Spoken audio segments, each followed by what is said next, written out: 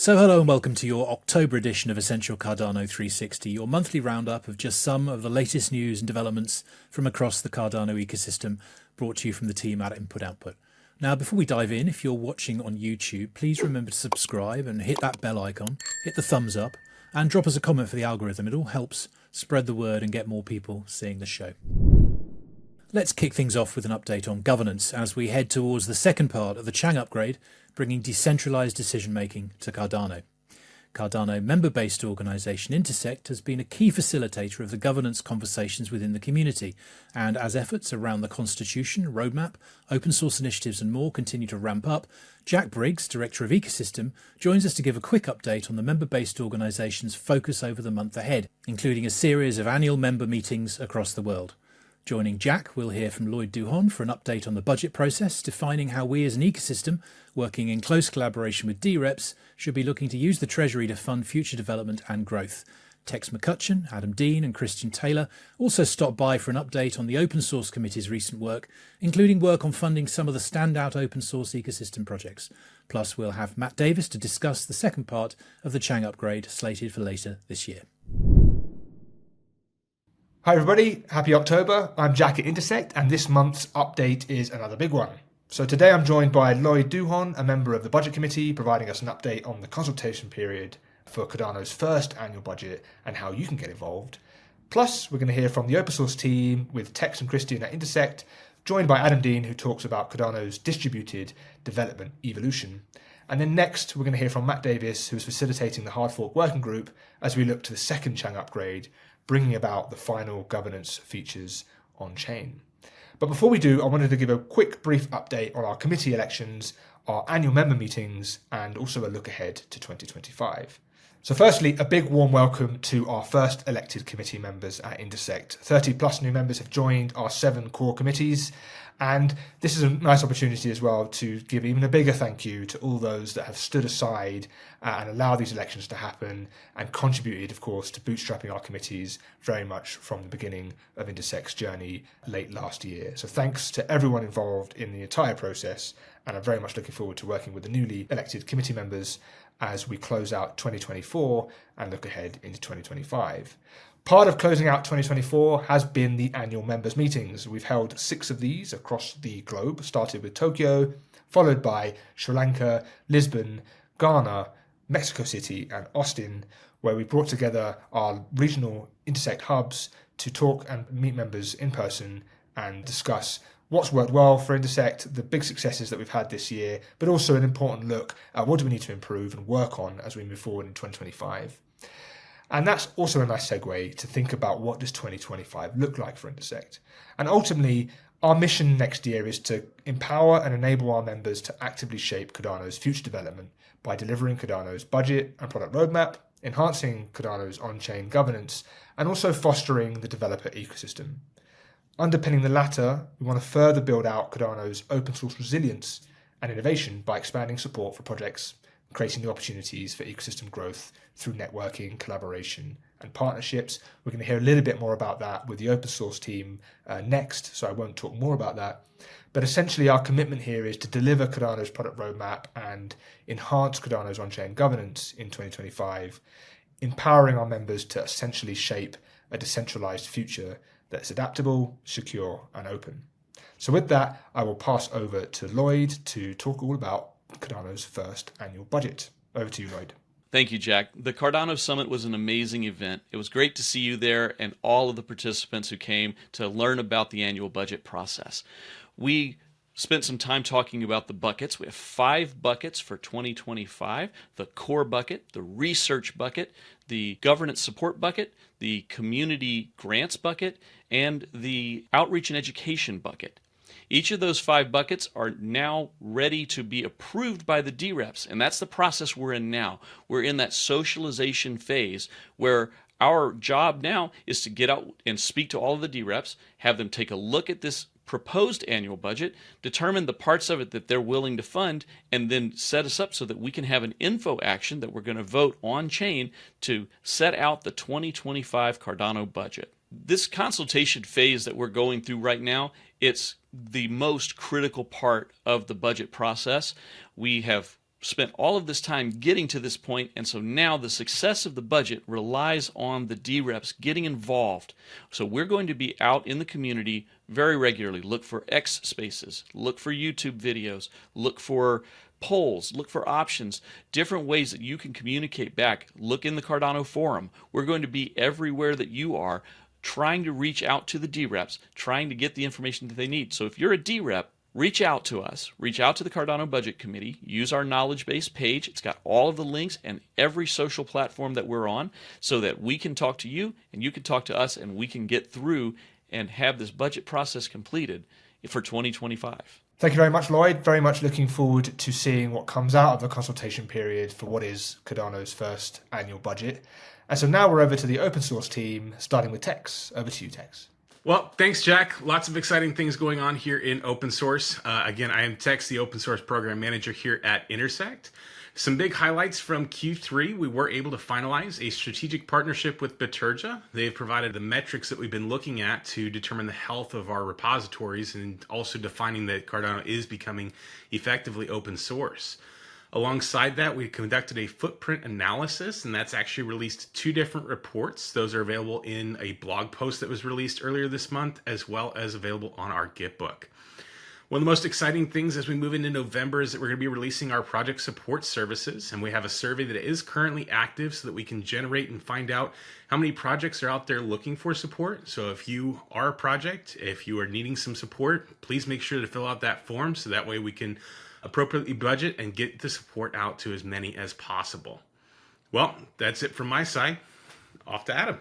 Yeah, thanks, Tex. It's been an exciting adventure in open source Cardano in 2024, and we've seen great strides already. So we're making great progress, but we still have a long ways to go. And to that end, we've started both the distributed maintainer pilot program through Intersect and the Open Source Committee, as well as attending things like the Open Source Summit in Vienna, Austria, held by the Linux Foundation earlier this year, where we got to learn a lot about the struggles in the wider open source ecosystem, as well as kind of pilot our paid maintainer program that's being steered by Christian Taylor, head of the open source office at Intersect. Thank you, Adam. Definitely what we're talking about is an open source model that is very unique to Cardano with our community distributed governance as well as a self-sustaining treasury. What we're trying to do is post-learning a lot of the things from the Open Source Summit in Vienna is the Web 2 Foundation best practices, bringing those into Cardano, but also addressing the pain points from open source practices in general. How do you fund projects? How do you ensure community collaboration? And so we have structured this into a big paid open source concept is what we're calling it. So I do encourage everyone to go look into our YouTube explainer video. There's a deck included, and we will have a white paper out on this shortly. And all these items tie into our committee budget when we're trying to fund several programs to make this sustainable paid open source model. And that also includes our new initiatives coming out in November, which tie into this as risk mitigation factors and also help build a merit-based program associated with a contribution ladder and a incubation program. Now, the incubation program serves as an option for projects in Cardano to come under the Intersect umbrella, but will help you mature and grow your project. And it also institutes the contribution ladder, which helps us guide from a new contributor to core maintainer and setting acceptance criteria for establishing what these roles are as a general standard practice. But if everyone's curious, if that did pique your curiosity, definitely come over to our YouTube channel. All the links are in the description there. We're on Discord, obviously LinkedIn, Twitter, YouTube. So by all means, reach out to us. I'm that open source guy at everything. Tex is Tex Oso, and then Adam Dean's a very supporting community figure. So feel free to reach out to him. He'll get you in touch with us. Thank you very much, Christian, Adam, and Tex. And now we're going to head over to Matt Davis to talk about Chang 2, the second upgrade, bringing the final features of Cardano's on-chain governance to mainnet. So, Matt, over to you. Thanks, Jack. For those who I haven't met, my name is Matt Davis. I look after technical operations at Intersect and currently facilitate the Hard-Fork Working Group. The Hard-Fork Working Group has been busy discussing and planning the likely sequence of events in the lead-up to the Chang 2 upgrade. The Hard-Fork Working Group meets weekly at Intersect. You can find out details on the knowledge base of when and how to join. We always welcome more representation from parts of the community such as SBO's tooling and the Dapp developers out there. I would encourage everyone to check out our new Intersect Upgrades knowledge base. This is a new space and will provide all the latest details on the Chang 2 upgrade and upgrades following. We recommend you bookmark this page as well and check back regularly. We will be adding lots of details in the coming weeks. At times, new details will go up as frequently as daily. The Chain 2 upgrade will be enacted in this bootstrap governance as detailed in SIP 1694. It will require a series of votes by ICC members and a threshold of SPOs to pass each action. And we have to do this in each environment, in preview, in pre-production, in mainnet. So there'll be 5 governance actions in total. We will have our ecosystem readiness page up on the knowledge base, so you can follow all the latest readiness across key parts of the community. You can also provide your own updates to the community. Reach out to us at Hard Fork at Intersect, and we will make sure your attestation of readiness is updated to that page, and the community can see that you're ready for Chain 2 and full governance. So that's a wrap for Intersect's October update, and there's lots more going on, as you can imagine. So to get involved, learn how you can contribute to Cardano's future development, head over to intersectmbo.org and keep an eye on our social channels. Thanks very much. So thanks again to Jack, Tex, Adam, Christian and Matt for those updates. Congratulations too to all the Intersect members elected last week to new committee and board roles. You can find all the links for Intersect below, including the readiness page for the Chang 2 upgrade, so you can stay up to date and informed about the progress of that. In 2017, Charles introduced the world to his Cardano vision in the now legendary whiteboard video. That moment in a room at Tokyo Tech sparked a journey of research, innovation and decentralized technology that our industry hadn't seen before, sowing the seeds for the incredible ecosystem we now see all around us. Earlier this month in Argentina, Charles laid out a vision of what might come next. In his keynote, After Voltaire, the next evolution of Cardano, Charles shared his further vision for the future, looking ahead to the next chapter of our shared Cardano journey. It was part of a packed week in the Argentine capital, Buenos Aires, where Charles, JJ Seiler and the Input-Output team spoke at Tech Forum Argentina, an event spearheaded by President Milei himself. The Buenos Aires Cardano Summit event saw the local community come together to celebrate the journey so far and look forward to the future ahead. And to round off an amazing week, Sunday saw a community asado gathering around the grill. So let's take a look at some of the highlights from a very special week in Buenos Aires.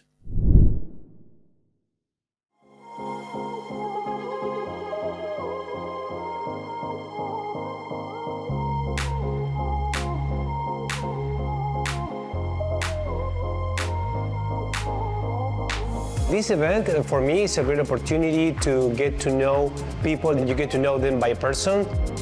I believe for this kind of events, it create even more opportunities when there is already a big community that can grow even larger. It's really exciting that Cardano is getting more and more involved here in Argentina. These past days, we created meetings with different crypto organizations and tech organizations that maybe can help in some kind of development, and not only development, but also engaging with the local community. The future is happening now. We are building the future, all of us. So be sure to check out all those videos and keynotes in full on IO's YouTube page. Essential Cardano wouldn't be what it is without you, the builders, creators and enthusiasts making this ecosystem what it is. And while we're keen watchers of all that's going on, there are plenty more keeping a close eye and reporting back to the community. One well-known face doing just that is Farid, host of the regular YouTube show Dapp Central. In a new guest slot for 360 featuring some of the best-known commentators across the ecosystem, we thought we'd ask him to share what had caught his eye this month. So, over to you, Farid. Thank you so much for the wonderful introduction there, Tim. It's an honor to be featured as a part of today's show. Now we'll be diving into the biggest technical updates for the month of October, with quite a bit to cover here for this particular segment. So as a part of today's segment, we're diving into scaling, talking about Sunday Swap. We're also talking about BitGo, Anzins, and stablecoins, and we'll close out by highlighting 2 brand new projects leveraging Cardano's partner chain framework to build their own ecosystem while still providing value and benefits to the Cardano community. Jumping straight into the first bit of news, we've got Sunday Labs, the developers of Sunday Swap, one of the very first AMM style protocols to build here on Cardano, announcing the fact that they've now completed the initial specifications for Gummy Worm, a layer 2 scaling solution for Cardano. Now, if it's your first time hearing about Gummy Worm, talking about scaling, or even Hydra, which is a bit of the core technology that Gummy Worm aims to leverage, Well, in a nutshell, this particular solution aims to tackle 3 separate issues. Number 1 is finality, basically the time that it takes for a transaction to be submitted and actually settled and verified on chain. Number 2 are fees, allowing for customizable fee options, reducing the total amount that you pay anytime that you make a transaction. And then number 3 is tackling scalability. Now, with something like Gummy Worm, you'll be able to open up as many of the Gummy Worm heads as you want, very similarly to Hydra heads, allowing for scalability to take place and settlement to take place once and for all after the state channel or the Hydra head or potentially the Gummy Worm head has officially been closed. With the recent release of the specifications, we've also seen the Sunday Labs team reaching out to the biggest and brightest developer minds for peer review. Now, this includes Phil from Anastasia Labs, George, who's previously worked at M Labs, who's developing Hydra Zoa, a new solution adding more flexibility to Hydra, and then last but not least, Andrew Westberg, who's contributed to Noon. Having said that, we don't have an official date on when we can expect the official release of Gummy Worm on the Cardano mainnet. However, if you're interested in finding out more about Gummy Worm or even seeing a demo, you can head over to the official Sunday Swap website, where they've broken down all of the details and all the benefits that this brand new scaling solution brings to the network. Next, we've got a big announcement coming in from the Nuvola team touching on the Vola network, a brand new blockchain leveraging Cardano's partner chain framework focused on data storage. Now, if you haven't heard of Nuvola before, they've taken the Cardano community by storm, integrating their 1-to-X model and partnering with the biggest deep-end protocols in the ecosystem, such as World Mobile, Cornucopias, Iagon, and Orcfax, to name a few. Having said that, Nuvola aims to provide more than just the 1-to-X model with the highly anticipated release of Nuvola Drive.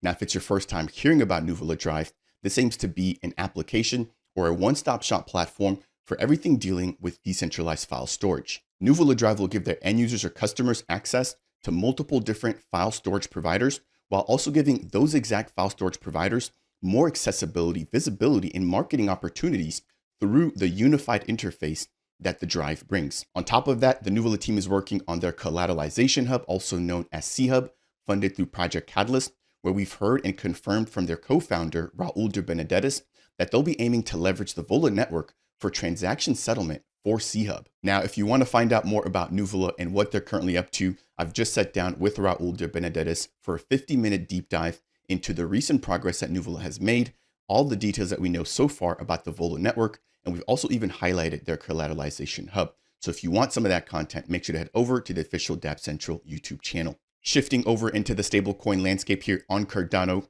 we've got big news coming in from USDA, a brand new fiat-backed stablecoin aiming to launch here on Cardano, backed by Emergo, Anzin, and Encryptus, confirming that they'll be leveraging BitGo, a well-renowned custodian for the management of their assets. Now, if you missed it, USDA was announced back in early 2023, right around the time that we saw JED going live in the Cardano ecosystem.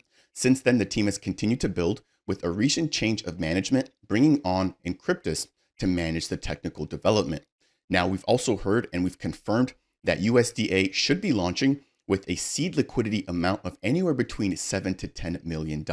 Yes, you heard that correctly. That's $7 to $10 million from day one. That said, given the fact that USDA is fiat-backed, there needs to be a custodian actually holding the fiat in the event that somebody holding the on-chain asset or the tokenized asset wants to redeem it for the actual value of $1.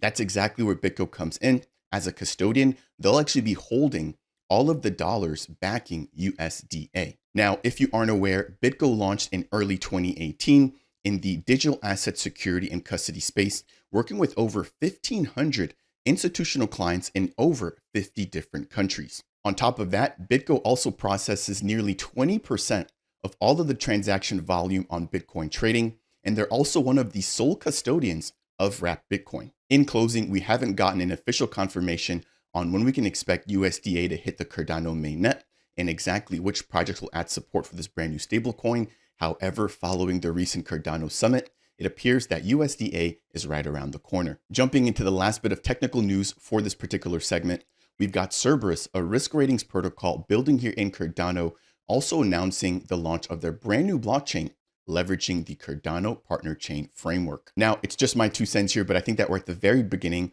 or at the early cusp of major adoption for Cardano's partner chain framework. Again, with the adoption coming in from Vola or Nuvola, Ikigai, and then most recently Cerberus. Focusing on Cerberus specifically, they've been integrated into some of the biggest protocols here in the Cardano ecosystem, such as Axo Trade. We've seen them integrated into Dex Hunter, as well as Coinecta, a launchpad, and then most recently Matera, bringing indexes to Cardano. With the announcement of their brand new blockchain, the Cerberus team aims to continue providing their valuable service while tapping into new ones, such as their recently announced index vaults. If it's your first time hearing about their index vaults, in a nutshell, these aim to provide exposure to multiple assets by investing in a single vault. Now, given the fact that the Cerberus team has access to analytics and a lot of risk ratings, they're able to compile that and put together baskets or vaults of some of the biggest performers that they see in different market niches. Now, that's not all. The Cerberus team has also been working and has recently announced the release of Siren, a brand new platform that makes it easy to track the movement of different Cardano native assets between different blockchain wallets. That'll wrap it up here for this particular segment, breaking down all of the biggest technical updates happening for the month of October. I hope you guys have enjoyed this as much as I have. If you want more content like this, breaking down everything going on in Cardano, definitely make sure to go ahead and head over to the official Dapp Central YouTube channel. If I'm not mistaken, the link should be left down below as a part of today's video description. With that said, I'll see you all in the next one. So thanks for that, Farid, and a shout out to all the builders doing great work to build out the ecosystem. Now, as Farid says, you'll find the link to Dapp Central in the notes below. And remember, none of this is financial advice. Always do your own research. And speaking of community-driven development, what would an Essential Cardano 360 episode be without putting the spotlight on the projects building on Cardano? Let's meet a few more of those builders now. We've got a triple bill for you this month. So over to Rich and Matthew and Socious, NMKR, and Ikigai. So we've got Sarah from Socious joining us today. Sarah, how's it going? I'm doing fine, thank you for having me. So Sarah, you've got quite an extensive background, especially in the impact sector. For those people that don't know you, could you tell us a bit about yourself? My name is Sarah Yun. I'm the founder of Socious, and I'm also a Cardano ambassador, an interim constitutional committee member, and a stakeable operator. So my background is in the humanitarian sector or impact sector. So I first started my career with the United Nations for High Commission for Refugees, and then moved to the International Community of the Red Cross. And in 2018, I left my humanitarian career and I became an entrepreneur. I started Socious in 2021, and after exiting my first company. Our mission is to give everyone the chance to make a difference. And we are trying to help people contribute their time and money to social impact causes. And this issue is linked with trust and transparency. For example, with donation, you want to know how much money is going to the cause versus operational cost. And similarly, like when you apply to jobs and contribute your time, you want to know whether the company is genuinely making an impact or engaging in greenwashing. So this trust issue or transparency issue is the one we're trying to solve using Cardano's technology. So namely, we're using the Teleprism or Hyperledger Identitas to issue verifiable credentials to make sure that all these activities are recorded on-chain and it's transparent and traceable. So let's chat a bit about what you're building. You've built a blockchain referral system that integrates trust, security, and efficiency. How does it all come together? How do you get these concepts to play nice with each other? So the trust layer is the most important layer. So everything we do has to be on a trust basis and with transparency. So, for example, if people come onto the platform and they want to apply to jobs, and they will get certificates using a Teleprism-based identity wallet. So they receive work certificates, education certificates, and to make sure that the name on the education certificate and work certificate match with the actual identity, we do a KYC certificate as well. So it's a very trusted environment. And based on this trusted experience, they apply to different jobs, but also they receive recommendations. And so we use also AI technology to provide recommendations based on their experience, but also their interest. And and they're matched with their perfect jobs, impactful jobs. And then once they start working, so they will also receive credentials for these jobs. And when these jobs are concerning impactful jobs, so whether it's climate related, education related, or health related, then they will earn what we call impact score or impact points. So this is a reputation system based on a Taylor-Prism self-sovereign identity. So they receive these credentials to prove that they've done good in the world. They've contributed to social and environmental impact. And based on these verified impact, we reward them with different benefits, such as we gave them free tickets to Tech for Impact Summit, where Charles Hoskinson gave a keynote speech. And so there are different benefits to different tiers of people with impact score. And Socious is part of Catalyst as well.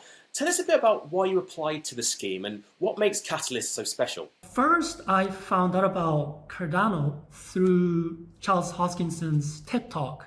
So he gave a TED Talk in 2014 about the future will be decentralized. And he talked about banking the unbanked and using blockchain technology for social causes. So that resonated with my values. And that's how I got into Cardano blockchain and Cardano community. In my view, Catalyst is the biggest decentralized autonomous organization in the world. And what's so special about Catalyst is that in normal funding schemes, usually there are a small number of people among themselves, they decide who to give this funding to. But in Catalyst, there is no centralized decision maker, but all of us, including myself, all the community members, if you have, I think this time 25 ADA, anyone can vote. And based on the community decision, the funds will be distributed. So that's a very unique system that I haven't seen anywhere in the world. And Socious has come quite a long way in such a short amount of time. How has being part of Catalyst helped Socious grow? It's been enormous. So we've been incredibly lucky to have amazing support from not only the Catalyst team, but from the community. So what's special about Catalyst, another aspect is that it brings people together. So it's really a catalytic engine that bring all different people together. It's amazing to meet new people. And some of these new encounters became collaboration. So now we're collaborating many people. And for us, it's always a win. Whether you get funding or not, it's all about connections and collaboration. Now, that's awesome. And what else is coming up for Socious? And what can we expect to see from you guys over the next couple of months? As I mentioned, Socious is an ecosystem of socially conscious individuals and organizations. And we want to offer different products for our members. Until now, we've focused on the identity part and bringing trust to all these transactions, and especially helping people find jobs and helping companies find talent, right? So now we want to also get into the problem of funding. So one of the biggest problems is lack of funding in the impact sector. And we are building a crowdfunding platform, and that utilizes quadratic funding model. So we want to create an inclusive crowdfunding model in which underrepresented founders and underrepresented open source projects can get funding. Because in traditional crowdfunding models, usually wealthy countries and wealthy individuals, if you have friends who are wealthy, you can get funding. But in this quadratic funding model, even if you don't have wealthy friends, if you have many supporters, you can get matching funds from the matching pool. And we are using Impact Score, our proprietary system, to calculate the voting power of the individual. So the more social and environmental impact you had in the world, the more voting power you will have. So that will also incentivize people to do more good in the world so that they can have more voting power. And then based on that, they can also influence how the funds will be distributed. Great stuff, Sarah. So if people want to get in touch with Socious after this, what's the best way to do so? Our social media, we are quite active on social media accounts. So X, Instagram, Facebook, LinkedIn, you can find us on these platforms, our website, and also email. So info@socious.io, and we are sure to reply to you as soon as possible. So I'm joined by Patrick Tobler from NMKR. How's it going, Patrick? It's going fantastically. Thank you so much for having me. Patrick, tell us about your involvement with the Cardano world and a bit of an overview on NMKR. I've been around in Cardano for quite a while, actually. I built NMKR, I think, 3.5 years ago, the very first version. And what NMKR allows you to do is basically to easily tokenize whatever you like. So we started with NFTs, but now at this point, we are full-fledged infrastructure for essentially everything that you want to tokenize, be it real-world assets or NFTs or like funny ape pictures. It doesn't really matter. And we've grown from, a side project of me basically to a real company. And it's been such a long time already. So Patrick, take us back to the beginnings of NMKR. You kind of touched on it a little bit there with the NFT boom we saw a few years ago. But of course, NMKR's grown considerably since then, especially in terms of broader tokenization. Tell us a bit more about that. So in the very early days, NMKR started as basically just a simple tool where you can drag and drop an image and you can create an NFT. And it was interesting because it was the very first time that people were actually able to do something with Cardano, except sending ADA from A to B or staking it. And since then, we have expanded it to a tool that's more professional and more business oriented. So the idea is if you're a business and you want to come to Cardano, you want to launch your own token, you want to launch your own NFTs, then you can use NMKR as the underlying infrastructure that makes it easy for you to essentially just launch something on Cardano. So it's a very busy time at NMKR at the moment with tokenized gold, other assets and commodities that are being tokenized. Can you tell us a bit more about how it all works? Absolutely. So we decided we want to launch more real-world assets because we think that's the future and that's really the connection between the blockchain and the physical world. So we decided to bring some real-world assets to Cardano, and we partnered with a few companies to make the very first tokenized gold on Cardano happen. And the way it works is essentially that we have this vault, this huge gold vault in Munich where there's the actual gold, and we are bringing this gold on the blockchain, and that allows you to essentially just buy gold on Cardano, send it from A to B in a second, and use it in DeFi without ever having to actually see the physical gold in the vault. So I think it's solving a lot of problems, and it's really the future of investments. Okay, so let's dig into that a little bit more then. What opportunities could tokenization create in the future? So for me, everything is about accessibility. I want to make every asset, every investment class in the world as accessible as possible. If you think back 50 years ago, you weren't even able to invest into regular stocks as a normal person. There was no eToro, there was no Robinhood, but now I can just do that. I can download an app and I can click and invest $5 into those stocks. And I think the same thing is going to happen with basically every other asset class as well, be it gold, but also real estate, but also very more exotic kind of investments like granite. And I think that's very exciting because then suddenly all these like inaccessible investments that have previously only been accessible to, I would say more richer classes in the world are accessible to everyone, and it will hopefully just level the playing field. And that's what Cardano, in my opinion, is all about as well. And Patrick, why do you think tokenization is such a pertinent issue at the moment? Why now? And why not a few years ago when we saw the initial rush towards NFTs? For me, it's really just a sign that the crypto ecosystem is maturing. There are a lot of different puzzle pieces that you need to be able to tokenize real-world assets from like a legal perspective, a tech perspective, and also just an acceptance perspective with the retail and institutions. And it's all coming together lately. Like all the big institutions are there. The legislations are getting better and better. I'm in Switzerland, which is a fantastic hub for crypto. And you can really feel, the excitement around real world assets because, everyone sees the opportunity. And I think it's just the right timing. Everything is, happening at the correct time. So now is the chance. And what do you think are some of the wider impacts that tokenization could have on society? I believe, and this might sound a little bit crazy, but I believe we're really moving away from having that much like pure money and cash and USD equivalents. And we're moving more towards a world where everything I own is actually tokenized and I can have it in my wallet. And because of that, we're going to move towards a world where essentially I can go to my next Starbucks and I can just say, okay, I want to pay now with tokenized gold, because they can just accept it and they can convert it immediately on chain to any other, stable coin or whatever they like, essentially. And because of that, everything will become much more liquid, and the need for this like layer in between, which is just regular, dollars, is gonna go away. And that's what I'm very excited for.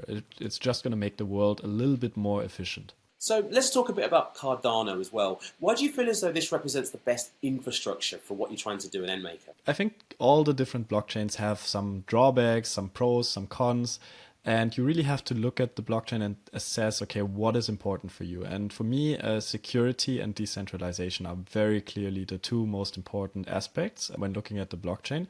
And Cardano is definitely today the most decentralized and most secure blockchain out there. So if I'm really thinking about, okay, I want to bring, real estate or gold or stocks or whatever on the blockchain, I want to have the most secure chain. So I think Cardano is the perfect chain for these real solutions, these real world assets, while, other chains that are maybe a little bit more focused on speed and less so on security and decentralization might be better for gaming. I think for all this like asset tokenization stuff, Cardano is perfect. So tell us about some of the other projects you're working on at the moment. You mentioned Granite earlier on, tokenized Granite. How is that going? Yeah, Granite was actually a huge success. So with Granite, we're going a little bit of a different route than with gold, because for Granite, it's really about making investments in India accessible to everyone. Right now, as a person in Switzerland or in like any Western country, it's really difficult for me to invest into anything in India. But by tokenizing the Granite and working with this mine there, we are basically bringing them liquidity from outside while giving us more opportunities to invest into, one of the most fast growing economies in the world. And what else is on the horizon for the team at NMKR? So the main thing that we're focused on right now is we really want to be the first company that brings actual securities to Cardano. So we're working on, tokenizing stocks. We're working on tokenizing company shares. And we will be, hopefully going live with that this year. So I'm very excited because then, we went from commodities with Granite to like gold, which is slightly regulated, but not quite a security, to an actual security. And then we have the full stack and we really brought Cardano, I think, at the forefront. Now, very exciting times indeed. And for anybody that wants to reach out to you and the team, how can they do so? So the easiest way to reach us is just by going to the website, nmaker.io, and there's the big button for contact. So just click on that. Otherwise, just send me an email, patrick@nmaker.io, or find us somewhere on the socials. So we're very active on X, we're active on Discord, Telegram, LinkedIn, wherever you like. Fantastic, Patrick. Thanks again for joining us. Thank you. Michael, thanks for joining us on the show today. Could you give us an introduction to yourself and also to Ikigai? Yeah, well, thanks for having me. My name is Michael Yagi. I'm the CEO of Ikigai Technologies. And at Ikigai, we're kind of an incubator for multiple things. So our biggest contributions are definitely doing fully on-chain auctions with Grabit.market. We've also done things like data storage, Shopify plugins, minting tooling, and things like that. Our most recent endeavor is the gaming. So we've been working on it for about 4 years, and we're combining it all, leveraging the tooling that we've already built with our marketplace and things like that. That's, I think, what probably people will be most recently seeing us, kind of advertising and marketing on the product side. Yeah. Well, so you have all of these products in the background, which are tying into things. I think probably top of mind right now, you're wearing the hoodie for it, obviously, is this game that you guys have, Ascent Rivals. So could you maybe first of all just give us a concrete sense of what the game is actually like? Yeah, so Ascent Rivals is a twin-stick dual-engine racing game that we integrate with some combat elements. We're really trying to go for more for esports kind of viewership centric gaming experience, right? So where spectators can be into the mix, we can integrate brands and create like a really high stakes racing game. My understanding is Ascent Rivals has been on a really amazing tour in like the industry, in the indie gaming industry. So could you tell us sort of the journey of what that's been like? So it's been really exciting. We first showed the game at PAX 2023, I believe. That was where we started to realize we were onto something. So we won an Audience Choice Award there. And since then, we won an award at DreamHack, which is about 40 to 60,000 esports gamers. After that, we won and got invited back to PAX, but this time under PAX Rising. So PAX Rising is one of the biggest awards that we were aiming to win, actually. We weren't expecting to win it this year. And so essentially, it's 8 games that are picked to be shown at PAX West, which is 120,000 people, all gamers. And so that was really prestigious and just an honor to be there. And right when we got back, we got another email saying like, congrats, you guys just won DreamHack Atlanta. and so for the indie playground, so we're going to be sponsored there. And yeah, we're really just grateful for, starting to get noticed for doing something new in the space, right?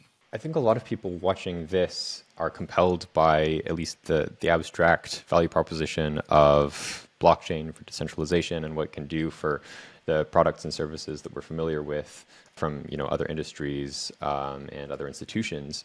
But oftentimes there's a struggle for products that are Web3 products to really be top of the line for the industry that they're a part of outside of Web3. And yet, here's Ascent Rivals winning all of these awards as an indie game. I wonder what that disconnect is. Why do you think that there's this disconnect between, really top of the line products and this underlying blockchain vision? Yeah, that's a good question. So this is just from our lens, but we think it really takes, we're in a lucky position where all of our skill sets really intersect very well. So we've been in the Web3 space as holders for a long time, and as builders since probably about a little over 4 years. That's where we've been building a lot of the tooling and infrastructure that we mentioned.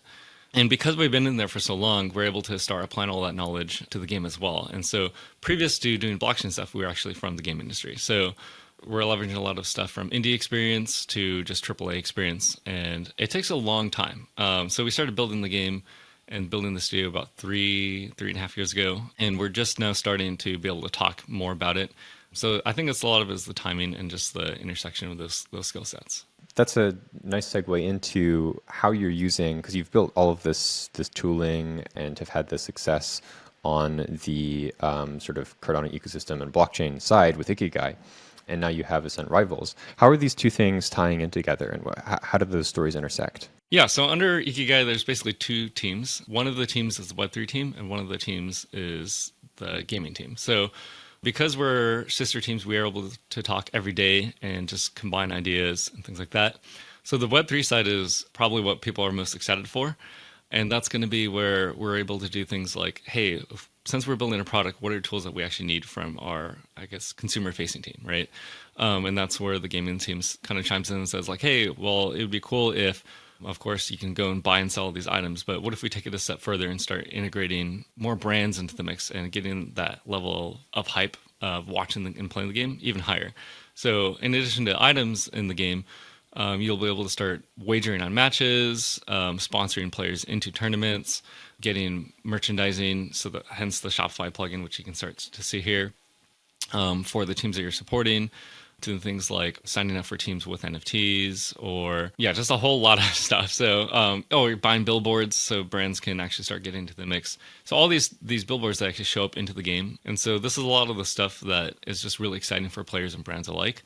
And the reason why we're able to do it is actually with the small team is because we're automating and taking advantage of a lot of this new technology, which is Cardano, a lot of this new Web3 era of being able to offer more user experiences that typically take, like big infrastructure, like, banks have a lot of stuff, a lot of employees, a lot of years of platform to build on, right? And so now with Web3, it's a lot of the stuff is decentralized and easily accessible to everybody. So it's not just the financial end that is exciting for us, it's just all the user experiences that come with it.